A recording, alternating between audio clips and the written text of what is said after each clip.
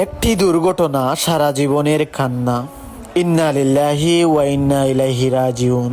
ফেঞ্চুগঞ্জে বাস চাপায় প্রাণ হারিয়েছেন জুবায়ের আহমদ জুবা ৩২ নামের এক মোটরসাইকেল আরোহী।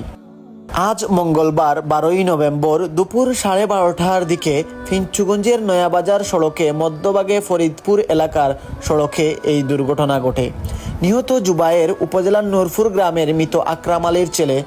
আজ দুপুরে মোটরসাইকেলে করে নয়াবাজার এলাকায় যাচ্ছিলেন জুবায়ের। এই সময় মৌলভীবাজারের বাটেরা থেকে ছেড়ে আসা বিপরীতগামী যাত্রীবাহী বাস নরসিংদী জো 110098 নাইম পরিবহন মোটরসাইকেলটিকে চাপা দেয়।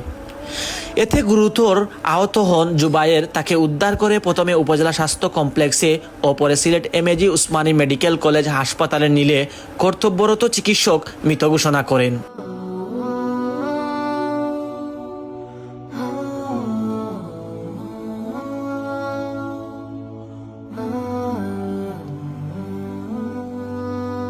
আজ মঙ্গলবার জুবায়ের হোসেন জুবার জানাজার নামাজ রাত 11 ঘটিকার সময় বাজারিটিল্লা জামে মসজিদ প্রাঙ্গণে অনুষ্ঠিত হয়।